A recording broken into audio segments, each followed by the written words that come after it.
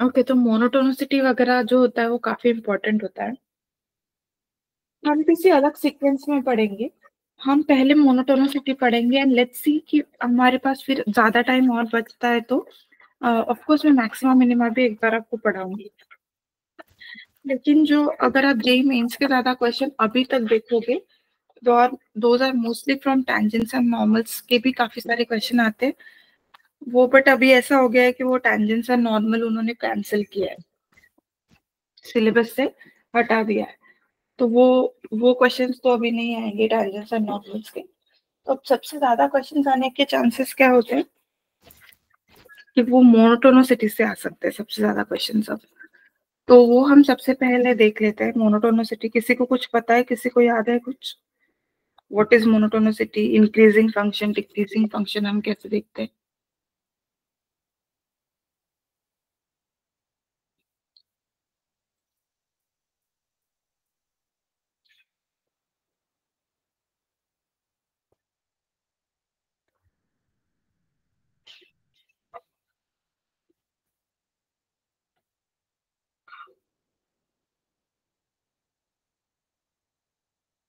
हम्म, तो increasing decreasing functions कैसे देखते हैं मैं वो बता देती हूँ आपको।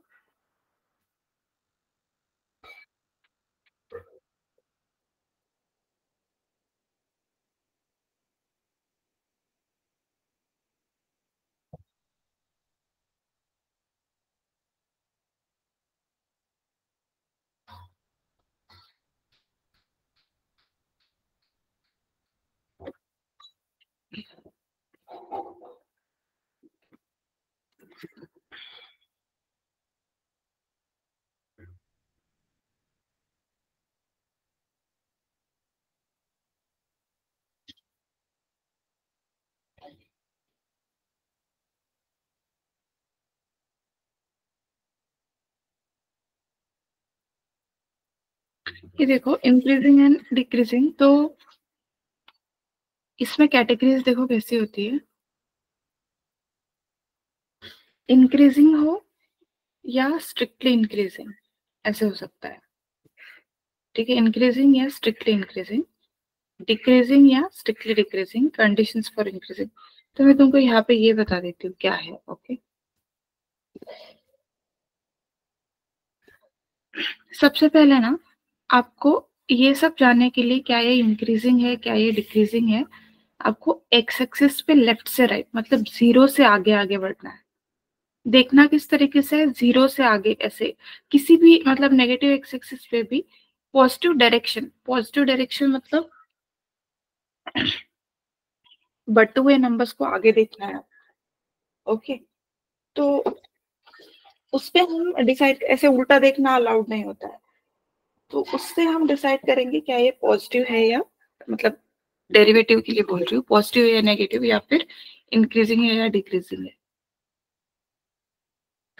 तो ये जैसे ये ऐसा फंक्शन बना, ठीक है, ऐसा फंक्शन बना, तो यहाँ से लेके यहाँ तक ये कंटिन्यूअसली बढ़ रहा है। अब इसको हम डेरिवेटिव से कैसे रिलेट करते हैं, बढ़ कैसे रहा है, जैसे ये पॉइंट ए है और ये पॉइंट है बी। तो ये सपोज डेफिनेशन के लिए लिखते हैं, ये है x1 और ये है x2। तो आपको दिख ही रहा है x2, तो आपको दिख ही रहा है कि x2 x1 से बड़ा होगा। तो जैसे आप x1 से x2 की तरफ जाते हो, हर फंक्शन पे हर वैल्यू क्या हो रही है, बढ़ रही है। ठीक है, every value is increasing.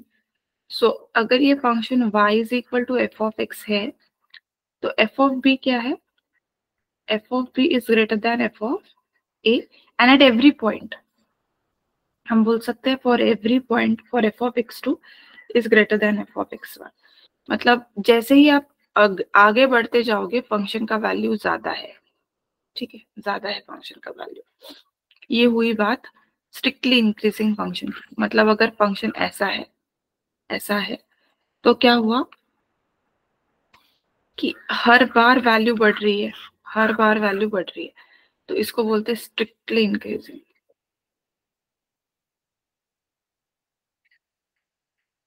Strictly increasing. आप बोलोगे कि मैम की यहाँ तो वैल्यू थोड़ी सी इक्वल हो गई, और फिर अगर हमने ये ऐसा निकाला तो यहाँ पे भी एक बार ऐसे, अगर ये x2 है और ये x1 है बिल्कुल उसके पास में, तो f of x1 is equal to f of x2, तो ये बढ़ता कैसे हुआ। और सिमिलरली यहाँ पे भी थोड़ी हॉरिजॉन्टल हो गई लाइन, तो अगर मैं इसको x3 और यहाँ पे x4 बोलूं, तो f of x3 is very equal to f of x4। तो आप कैसे बोल रहे हो कि इंक्रीजिंग है। तो ये एक आध पॉइंट पे बीच बीच में ऐसा चलता है, मतलब ये कंटिन्यूसली ऐसा नहीं होना चाहिए। This is called as they are at discrete points. Discrete point मतलब दूर दूर, कभी कभी थोड़ा सा वो हॉरिजॉन्टल हुआ तो चलता है। इसको क्या बोलते हैं, strictly increasing. Still it is called as strictly increasing.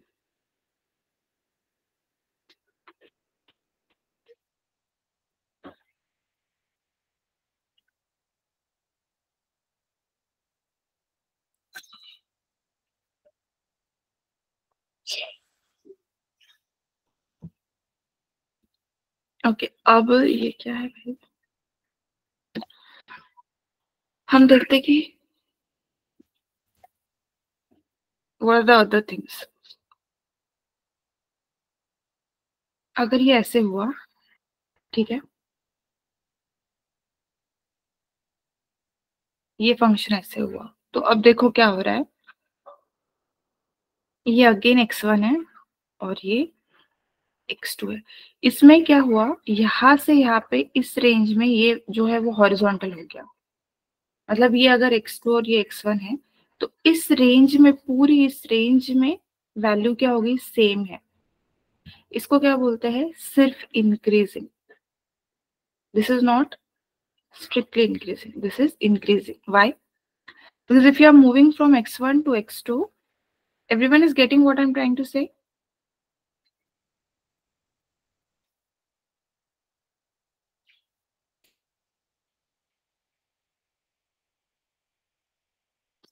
तो इस पूरे इंटरवल में वैल्यू क्या हो गया, सेम हो गया। जैसे ये x3 है, x4 है, x5 है, x6 है, यहाँ पे सब में वैल्यू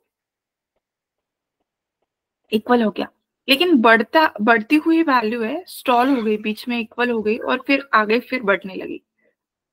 तो rather than saying that it is strictly increasing, हम अब क्या बोलेंगे, it is increasing, only increasing.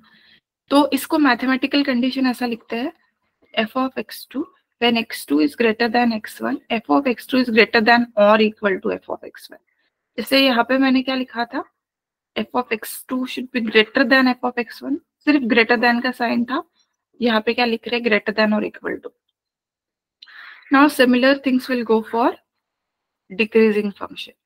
If this is x2 and this is x1, so when x2 is greater than x1, f of x2 is greater than f of, sorry, less than है।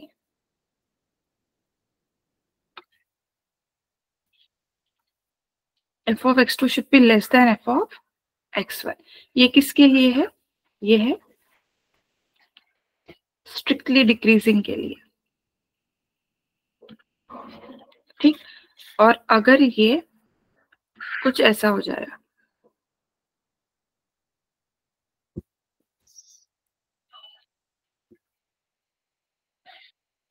ऐसा हो जाए जो यहाँ से यहाँ तक ये वैल्यू क्या हो गई, हॉरिजॉन्टल, मतलब इक्वल हो गई वो वैल्यू,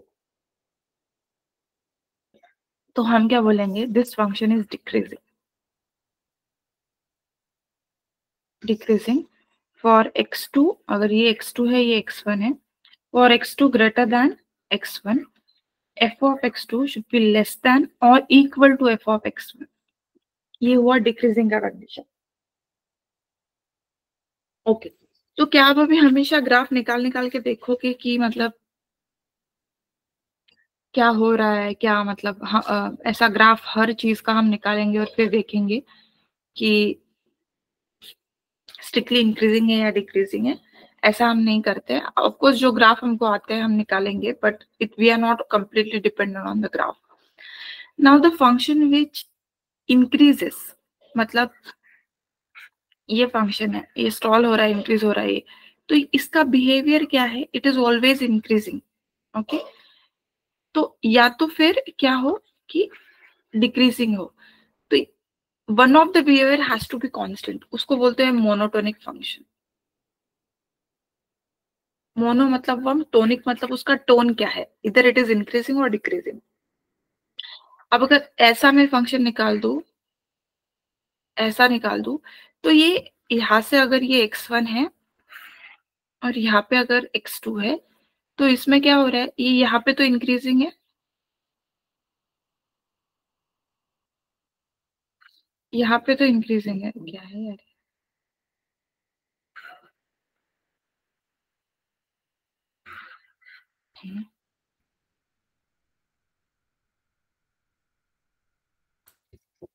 छोड़ो, इसमें तो ये इंक्रीजिंग है, ठीक है, again it is decreasing here, again it is increasing here, it is something decreasing, increasing, decreasing, decreasing, increasing, like this.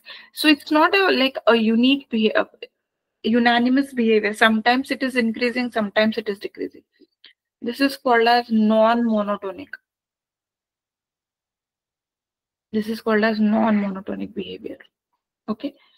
अब मैथमेटिकल एस्पेक्ट क्या है, हम पढ़ रहे application of derivatives, that is AOD.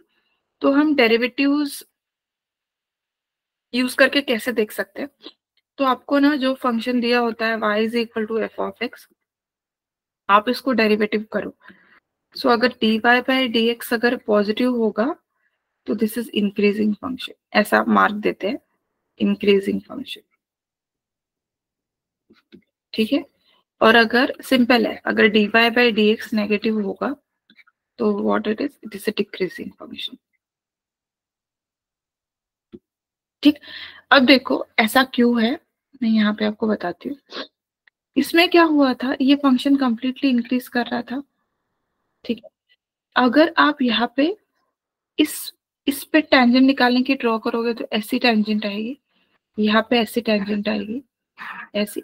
तो आपको ये पता है कि जो ऐसी लाइंस होती है, फर्स्ट से थर्ड क्वाड्रेंट जाने वाली लाइंस होती है, फर्स्ट से थर्ड क्वाड्रेंट मतलब नेचर ऐसा हो, तो इनके स्लोप्स कैसे होते हैं, पॉजिटिव होते हैं, ठीक है। और अगर सेकंड से फोर्थ जाने वाली नेचर की ऐसी खींचने वाली लाइन हो तो इनका स्लोप कैसे होता है, नेगेटिव। तो इट इज वेरी एविडेंट कि इन स्लोप्स, ये स्लोप्स कैसे है, ये पॉजिटिव स्लोप्स है। तो यहाँ पे मतलब dy बाई डी एक्स क्या होगा, dy बाई डी एक्स क्या होगा, पॉजिटिव होगा। Whereas when you come to the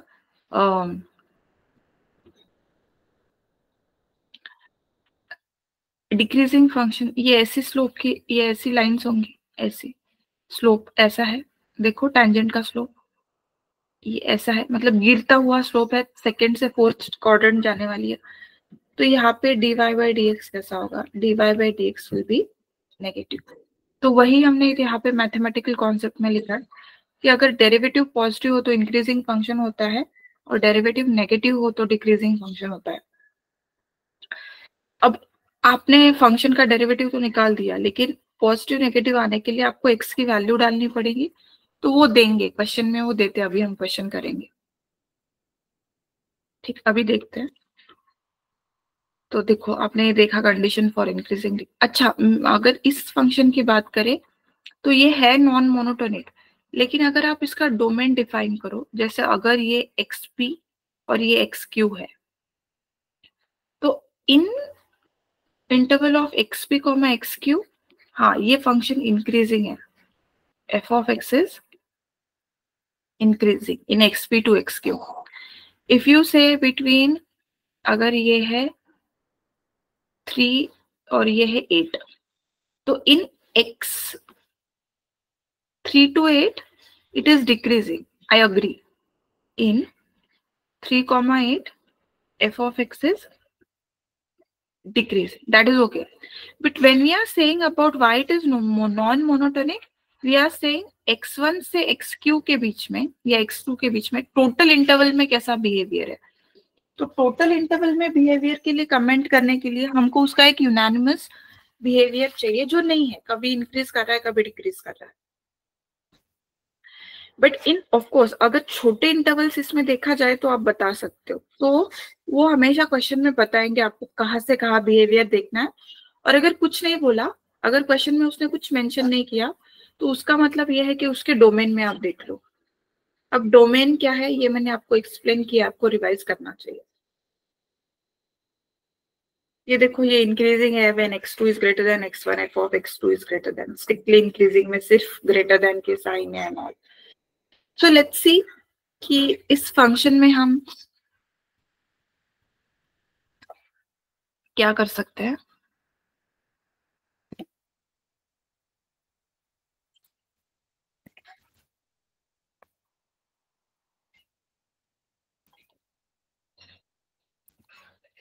क्या है,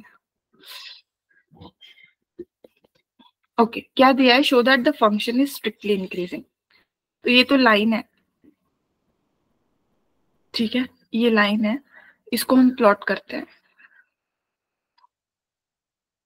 इसको हम क्या करते हैं, प्लॉट करते हैं। तो f of x is equal to 3x plus 17। मैंने आपको बताया कैसे प्लॉट करना होता है।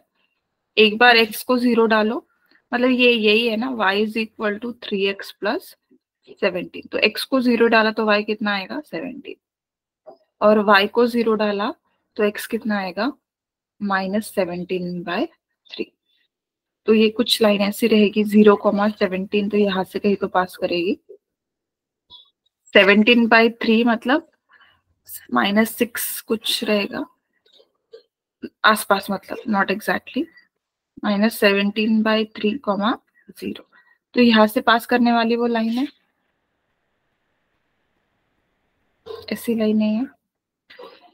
तो this is 3x plus 17 y equal to, अगर आप इसमें देखोगे तो जैसे जैसे आप, डोमेन कुछ नहीं, इसका डोमेन ऑल रियल नंबर्स रहता है।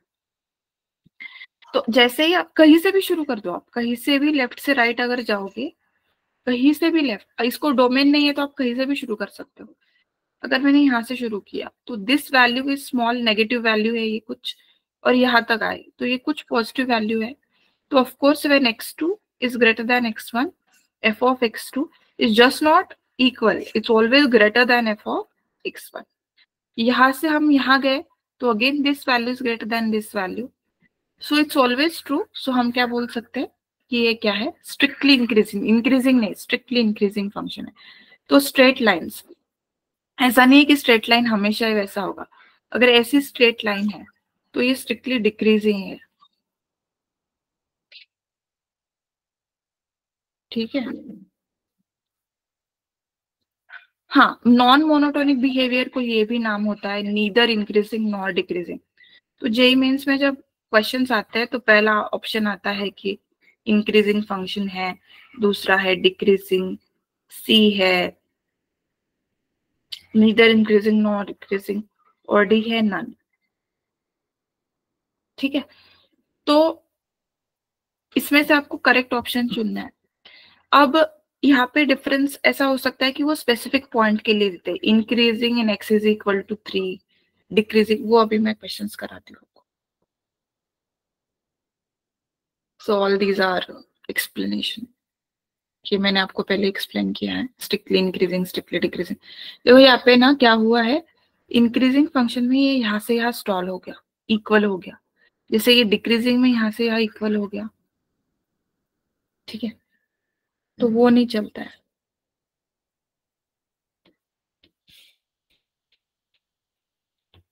क्वेश्चन करते हैं यार।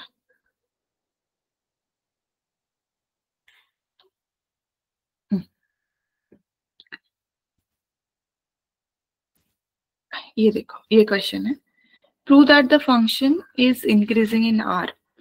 तो वैसे तो क्यूबिक फंक्शन है ये, आर हमेशा जेई में, ये एनसीईआरटी का क्वेश्चन है, ये जेई मेंस में ऐसा फालतू का इन्फॉर्मेशन, फालतू का मतलब ये इन्फॉर्मेशन राइट है क्या, बिल्कुल राइट है, बट जेई मेंस में तो वो तो आपसे यही एक्सपेक्ट करते हैं कि आपको पता हो, वो कुछ नहीं बोलेंगे आपको। तो किसी भी, मैंने आपको जब डोमेन पढ़ाया था तो फॉर एवरी पॉलिनोमियल फंक्शन इसका डोमेन कितना होता है R. What is polynomial function, a naught x power n plus a one x power n and so on, a2x⁻2 so on. तो ये हमने क्या बोला था कि ये जो पावर्स है वो क्या हो, इंटीजर पॉजिटिव हो।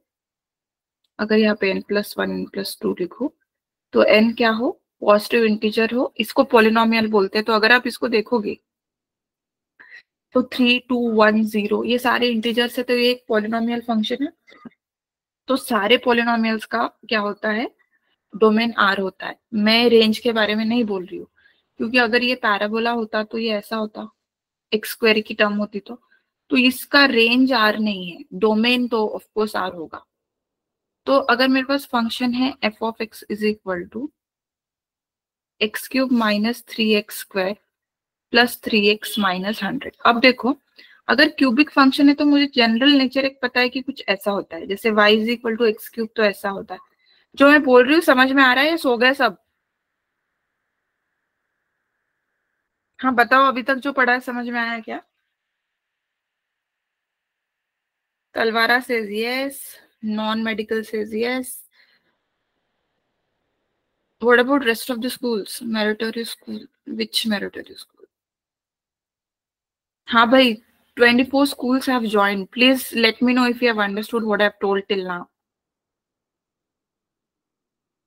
लुधियाना, संगरूर।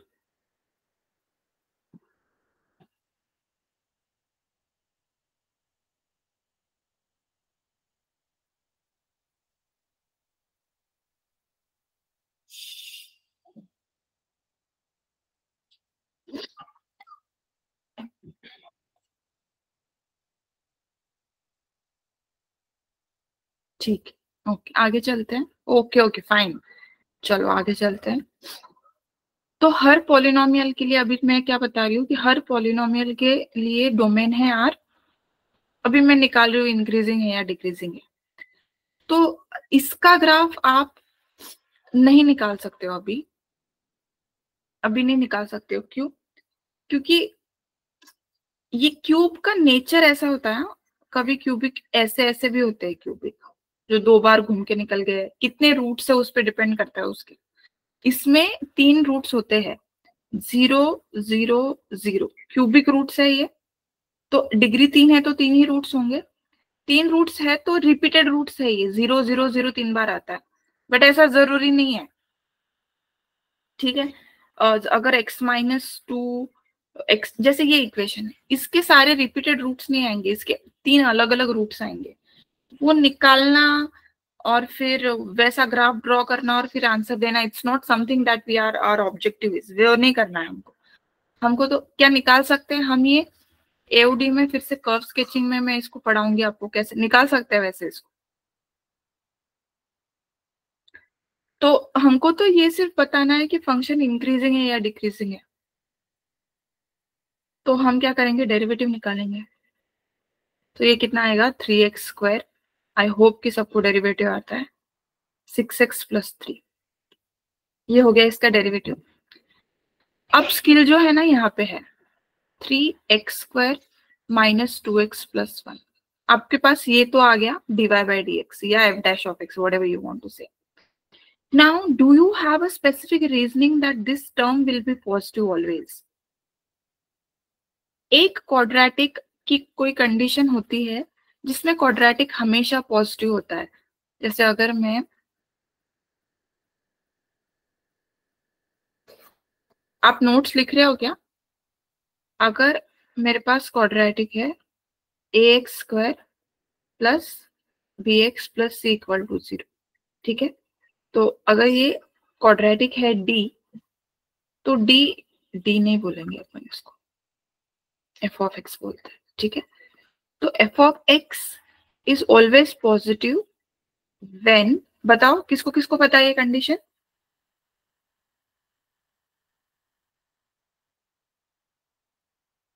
पेंसिल कलर दिख नहीं रहा है भाई आप लोगों को?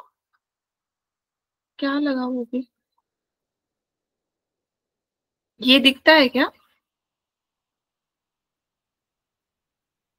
एमटीएस संगरूर, ये दिख रहा है, ये रेड वाला टाइप दिखता है क्या? ओके ओके,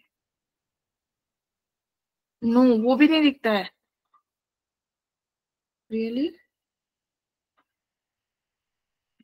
ये व्हाइट वाला, ये अभी जो मैंने लिखा वो संगरूर? हाँ ओके, व्हाइट वाला यूज करती हूँ फिर मैं। तो ये क्वाड्रेटिक फंक्शन जो है वो क्या है, a x square plus b x plus c equal to 0। तो हाँ बताओ भाई, एक एफ ऑफ एक्स हमेशा पॉजिटिव कब होता है? When discriminant is negative. Discriminant क्या होता है? B square minus 4ac is negative. Discriminant negative होना चाहिए ताकि ये क्वाड्रेटिक हमेशा पॉजिटिव आए। तो यहाँ पे देखते हैं, डिस्क्रिमिनेंट चेक करते हैं। बी स्क्वायर कितना आएगा? 4 माइनस 4, ए कितना है? 1। मैं इस क्वाड्रेटिक की बात कर रही हूँ, वो 3 को बाहर रखा है मैंने। B square minus 4ac।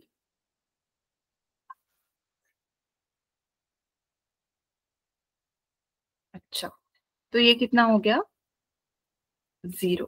इसका मतलब क्या है कि डिस्क्रिमिनेंट 0 है, मतलब इसके रिपीटेड रूट्स आएंगे। सो 3। अच्छा, तो ये डिस्क्रिमिनेंट 0 है, मतलब ये कैसा पैराबोला बनेगा? ऐसा पैराबोला। ठीक है, यहाँ से कहीं से तो वो निकल के 2 बार कट टच कर गया एक्स एक्सिस को। ये क्वाड्रेटिक इक्वेशन पढ़ा होगा तो ये समझ में आएगा। मतलब ये स्ट्रिक्टली इंक्रीजिंग नहीं है, ये क्या है? इंक्रीजिंग है। अगर ये टोटल नेगेटिव आ जाता ना तो ये स्ट्रिक्टली इंक्रीजिंग होता, लेकिन ये स्ट्रिक्टली इंक्रीजिंग नहीं है। ये एफ ऑफ एक्स क्या होना चाहिए? डीवाई बाई डी एक्स क्या होना चाहिए? ग्रेटर देन और इक्वल टू 0। अब ये 0 आ गया तो ये इंक्रीजिंग है। मतलब आपको अगर क्वाड्रेटिक इक्वेशंस अच्छे से पता है तो ये, नहीं तो मैं बताती हूँ। क्वाड्रेटिक इक्वेशंस का वो कंडीशंस बताओ क्या?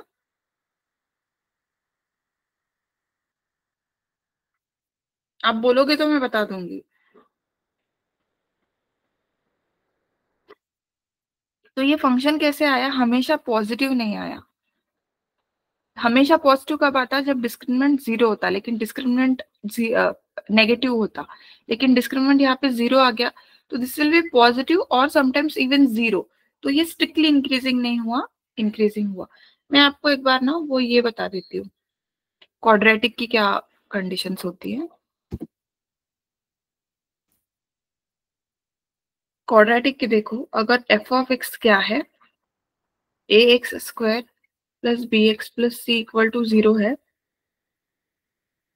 इसका जो भी डिस्क्रिमिनेंट होता है b square minus 4ac।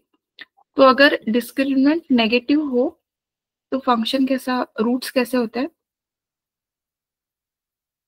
Imaginary. Imaginary roots होते हैं। मतलब अगर आप पैराबोला खींचने जाओगे तो ऐसे उछलेगा वो, ऐसा ऐसा ऐसा ऐसा, नीचे एक्स एक्सिस से दूर भागेगा वो। ये ध्यान में रखो, ये बहुत यूज करते हैं हम। ओके, ये पहली कंडीशन हुई। दूसरी कंडीशन क्या होती है? डिस्क्रिमिनेंट 0 हो। तो इसमें क्या होता है? रूट्स का नेचर क्या होता है? Repeated roots. तो इसमें क्या होगा? आपका जो पैराबोला है वो ऐसा टच करके निकलेगा। अगर अपवर्ड ओपनिंग है तो टच, ऐसा टच करेगा। डाउनवर्ड है तो ऐसा टच करेगा। ठीक, एक्स एक्सिस को टच करके निकलेगा, ये दूर भागेगा एक्स एक्सिस से। Third condition is discriminant is greater then 0। तो रूट्स कैसे होते हैं? Real and distinct. जो ज्यादा से ज्यादा कंडीशन होता है, तो इस केस में रूट्स मतलब ऐसा कैसे आएगा? अपवर्ड है तो ऐसा, डाउनवर्ड है तो कुछ ऐसा। ठीक है, तो जो नेगेटिव के लिए होता है, वो जब हम बोलते हैं कि रूट्स आर इमेजिनरी, तो अगर आप देखोगे तो ये देखो, ये कंप्लीटली पॉजिटिव है या कंप्लीटली नेगेटिव है। अब पॉजिटिव नेगेटिव किस पे डिपेंड करता है? अगर ए पॉजिटिव है तो ऊपर को खुलने वाला पैराबोला होता है, और अगर नेगेटिव है तो नीचे को खुलने वाला पैराबोला होता है। ये तो सबको पता है। इसमें ए पॉजिटिव होता है, ये ए नेगेटिव है। मतलब लीडिंग कोएफिशिएंट ये कौन है? लीडिंग कोएफिशिएंट है। तो अगर कंप्लीटली पॉजिटिव है मतलब ए पॉजिटिव है और ये ऊपर भाग गया, कंप्लीटली नेगेटिव मतलब ए नेगेटिव है, ये नीचे भागा। ये सबको समझ में आया? इसको आप बहुत अच्छे से ध्यान में रखो, ये बहुत इंपॉर्टेंट है। ये कैलकुलस में हम थ्रू आउट यूज करते हैं।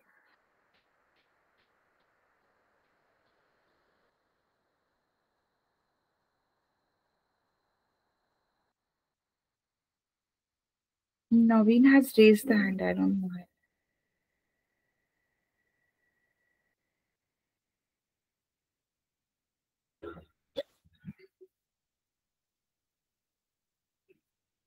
ये आपके नोट्स में आप लिख लो।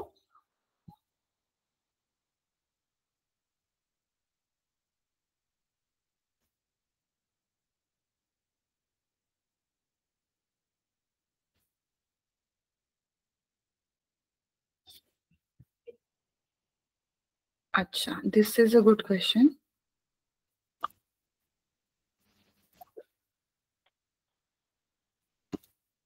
अगर डेरिवेटिव्स नहीं आता है तो फिर एप्लीकेशन ऑफ डेरिवेटिव तो कोई आइंस्टाइन ही पढ़ेगा, मतलब।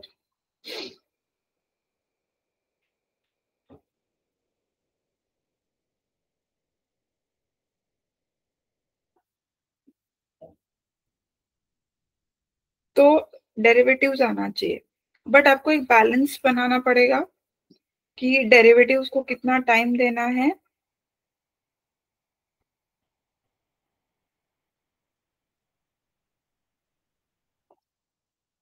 और एओडी मतलब एप्लीकेशन ऑफ डेरिवेटिव्स को कितना टाइम देना है, बिकॉज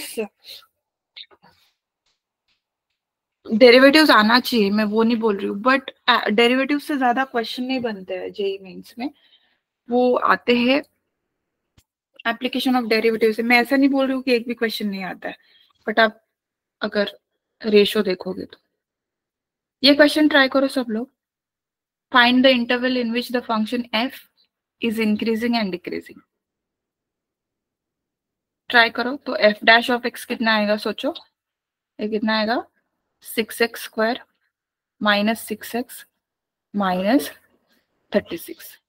तो अगर मैं यहाँ से 6 कॉमन ले लूं तो ये कितना आएगा? x² माइनस एक्स माइनस 6 ये आ रहा है। तो बोल रहा है ये कब नॉन मोनोटोनिक है क्योंकि इंक्रीजिंग भी है डिक्रीजिंग भी है। तो बोल रहा है कि कब इंक्रीजिंग कब डिक्रीजिंग होगा फंक्शन। तो ठीक है, x² minus x minus 3 equal minus 6 equal to 0 के हम रूट्स निकालते हैं। तो ऐसे नंबर्स जिनका प्रोडक्ट क्या हो, -3 6 हो, तो ये कितना आएगा? 3 into -3 into -2 will be 6 and the sum will be -1। तो यहाँ से x क्या आएगा? 3 एंड -2। तो अगर आपको वेवी कर्व मेथड याद है तो ये ऐसे लिखे जाएंगे, रूट्स हमें लिखे और x। कुछ किसी ने आंसर लिखा क्या? नहीं, आंसर तो आप लोग लिखते ही नहीं हो। तो यहाँ से कैसे स्टार्ट होगा गाइस, ये मैंने आपको पढ़ाया था। सही, प्लस माइनस प्लस। तो यहाँ इधर प्लस है मतलब ये पॉजिटिव होगा और नेगेटिव के लिए तो पॉजिटिव होगा मतलब f dash of x positive होगा मतलब फंक्शन कैसा होगा? Increasing. So what we can say, x belongs to minus infinity से लेके -2 यूनियन 3 से लेके इंफिनिटी तक। ये क्या होगा? F of x will be increasing. ठीक, क्योंकि ये क्या हो रहा है? पॉजिटिव है। एफ डैश ऑफ एक्स, यहाँ पे f dash of x positive है। F dash of x positive है मतलब एफ ऑफ एक्स पॉजिटिव है, मैं नहीं बोल रही हूँ, मैं बोल रही हूँ इंक्रीजिंग। और नेगेटिव कहाँ पे है? When x belongs to -2 to 3। So -2 to 3 में एफ ऑफ एक्स कैसा है? F of x is decreasing. F of x is decreasing क्योंकि ये नेगेटिव आ गया। ये समझ में आया सबको? सॉल्यूशन बताओ मुझे।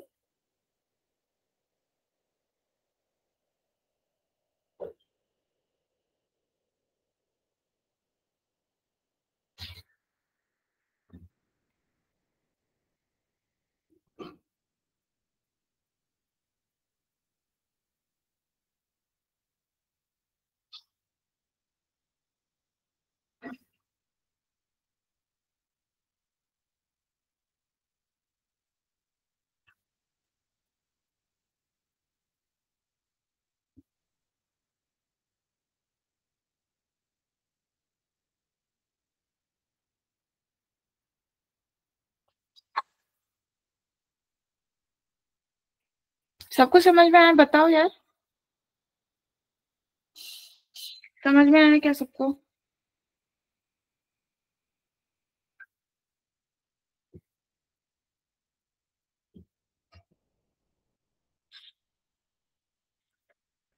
Fine fine, good good good good good. अभी देखते हैं और कोई क्वेश्चन है क्या, वरना फिर पीवाई क्यूज करेंगे। अच्छा, it's one more question is there.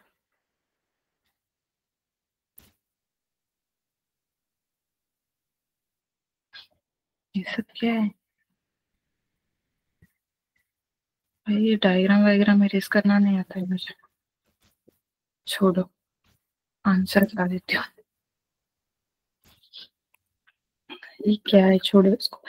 For what values of, क्या है, for what values of a function F is increasing in 1 to 2, close 1 to 2 है, ओके। तो फंक्शन एफ एक्चुअली पूरा नहीं दिया है, उसमें एक वेरिएबल इंक्लूडेड है, x² प्लस ax प्लस 1। तो इस इंटरवल में, मैं बोला था ना कभी कभी क्वेश्चन में वो डोमेन देते हैं, तो इसमें हमको सब बात करनी है, बाकी 2 से आगे 1 से पीछे क्या हो रहा है मुझे कोई लेना देना नहीं है। तो एफ डैश ऑफ एक्स कितना आएगा, 2x प्लस ए। तो अब हमको देखना है कि 2x प्लस ए पॉजिटिव होना चाहिए, कब पॉजिटिव है, 2x प्लस ए कब पॉजिटिव है।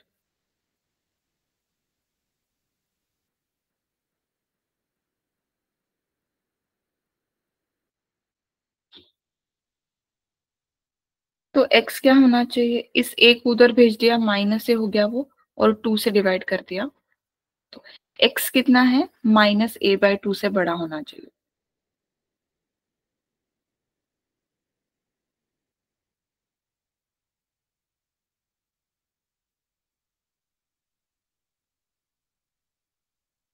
नहीं, ऐसा नहीं करते इसको, चलो कर सकते हैं बट थोड़ा इजी इसमें करते हैं। ये क्या बोल रहा है, ऐसा लिखती हूँ मैं इसको। ये क्या बोल रहा है, 1 से लेके 2 के बीच में वो इंक्रीजिंग ही है, फंक्शन इंक्रीजिंग ही है। मतलब ये जो 2x प्लस ए है वो पॉजिटिव ही होगा 1 से लेके 2 तक। तो F dash of 2 will be greater than F dash of 1, ठीक है। So and F of 2 will also be greater than f of 1। ये भी आपको समझ में आ रहा है, क्योंकि ये इंक्रीजिंग है। तो एफ ऑफ 2 कितना होगा, इसमें मैं डाल रही हूँ, इसमें वैल्यू डाल रही हूँ मैं 2 की। तो 4 plus 2a plus 1 will be greater than f of 1. So it will be 1 plus a plus 1. So this is 5 plus 2a greater than 2 plus a. तो इस 2 को इधर ले लिया तो 3, और इस, अच्छा ऐसा करते हैं, ये 2a माइनस ए इधर ले लेते हैं, और 2 -3 सो a कैसा होना चाहिए, -3 से बड़ा। तो a तो -3 से बड़ा होगा, तो 1 to 2 में फंक्शन कैसा होगा, हमेशा इंक्रीजिंग होगा, ठीक। -3 से बड़ा होना चाहिए। क्यों, कब, तब will be, F of x will be increasing, मतलब ग्राफ मुझे पता नहीं है कैसा होगा, ठीक है, कुछ ऐसा होगा। तो अगर ये 1 है और ये 2 है, तो इसके बीच में फंक्शन कैसा होना चाहिए, इंक्रीजिंग, ठीक है। इस पे हम पीवाई क्यूज अभी और करेंगे नेक्स्ट क्लास। चलो, नाउ आई विल लीव।